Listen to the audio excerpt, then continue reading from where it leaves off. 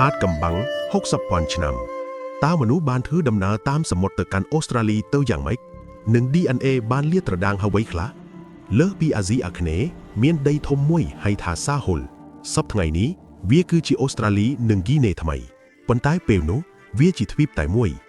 សូម្បីតែពេលនោះសមុទ្រធំទូលាយនៅតែរារាំងផ្លូវ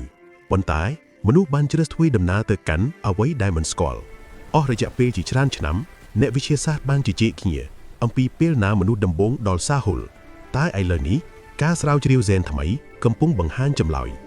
តាមរយៈការសិក្សា DNA មីតូកុងទ្រីដែលច្រាសពីម្ដាយទៅកូន